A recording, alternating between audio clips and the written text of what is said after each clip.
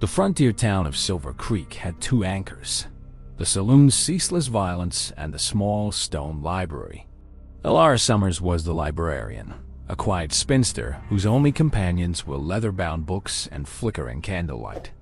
Her father had been a physician, and before he died, he taught her suturing, anatomy, and the herbalist's art. She never imagined those lessons would be used on a man the entire territory called the Beast. They dumped Kael Morgan behind the library like a sack of spoiled grain, his blood soaking the dust. His own gang, the Iron Spurs, had shot him for questioning a massacre, leaving him as carrion bait. Elara heard the wet, ragged breathing through her window, a sound that books had not prepared her for. She lifted her lantern and found a massive, scarred man crumpled, his wild black eyes glaring with defiant, feral agony. Any sensible woman would have run for the marshal, but Elara saw only a body that could still be mended. She dragged him inside, inch by agonizing inch, her ink-stained fingers gripping his leather vest with desperate, sudden strength. The reading room became a surgery. She boiled water, threaded a curved needle, and opened her father's old manual. Her hands, used to turning pages, now dug a bullet from his shoulder with the steady precision of a scholar. He snarled and snapped like a trapped wolf, but she never flinched, murmuring Latin anatomical terms like a lullaby. When the fever took him, she sat vigil, reading aloud from Keats and Byron to fill the suffocating silence. For 3 days, his body battled death while her voice wove a lifeline of poetry through his delirium. He woke on the 4th morning, his throat raw, his eyes focusing on the woman who refused to scream. He demanded to know why she hadn't let him die, and she replied, "Books don't abandon their subjects." He laughed, a rusty, broken sound, and for the first time in years, it wasn't a cruel noise. She told him he was a patient now, not a beast, and she would bind him until he healed. Confinement chafed his wild spirit, but the library's quiet became a cage he found increasingly difficult to resent. She taught him to read using a warm primer, his massive, calloused fingers tracing letters like a child discovering magic. He struggled, cursed, and nearly destroyed the book, but her patient correction was a fire that refused to scorch. He learned her name meant light, and he whispered it like a prayer he had no right to utter.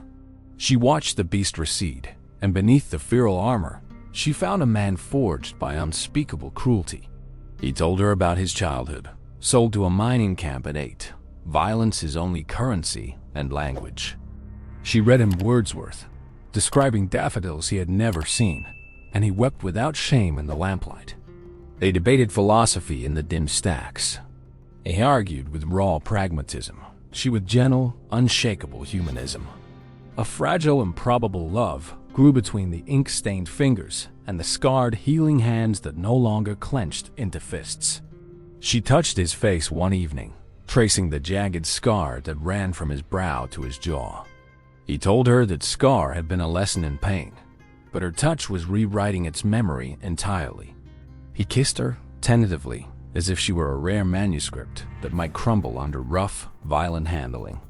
She kissed him back, and the library, for one perfect moment, became the center of the entire universe. Then, a scout rode in with news. The Iron Spurs were returning to burn Silver Creek to the ground. They wanted their beast back, and they would slaughter anyone who had sheltered him, especially a bookish spinster. Kael's eyes hardened, the beast stirring, but this time it was a protective fury, not a mindless, chaotic rage. He told Elara he would leave, draw them away, but she placed her palm flat against his chest. She said, "You are not a weapon to be unleashed. You are a man who reads poetry now." She had a plan, born from books and knowledge, not from bullets, and it required his complete, absolute trust. The Iron Spurs rode in at dawn, torches raised, their leader bellowing for the librarian to surrender her pet.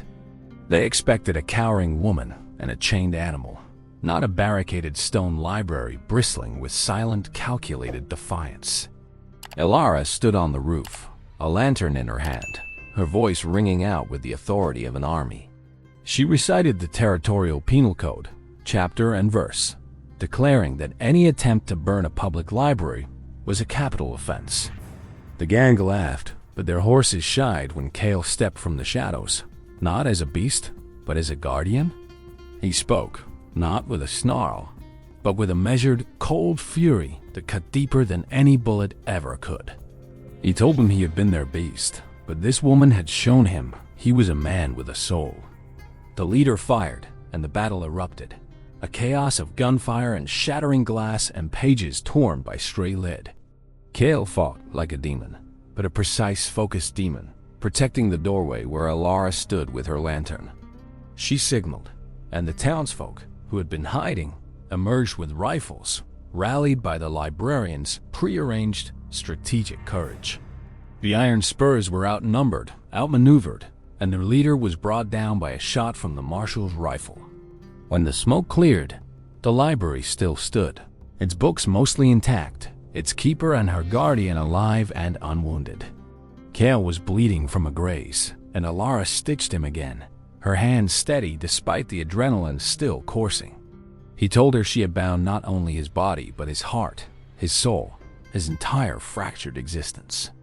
She replied that a book without a reader is just paper, and he had given her life meaning beyond ink.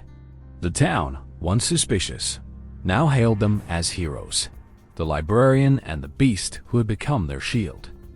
The marshal officially pardoned Kael for his past, citing his defense of Silver Creek and his extraordinary, complete reformation.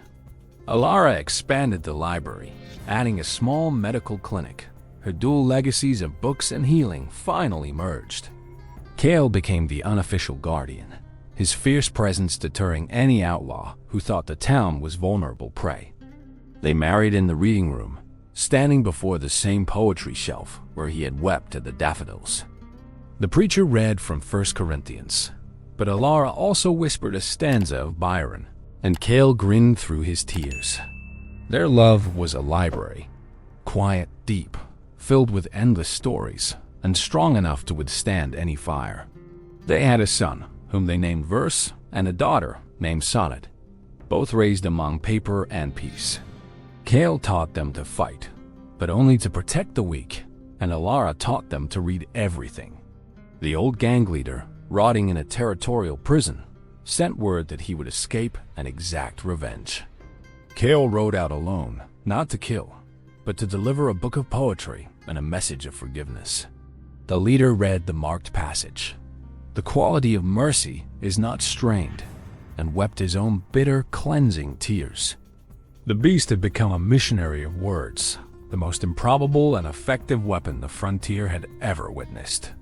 Elara and Kael grew old together, the library expanding into a 2-story sanctuary of knowledge and free medicine.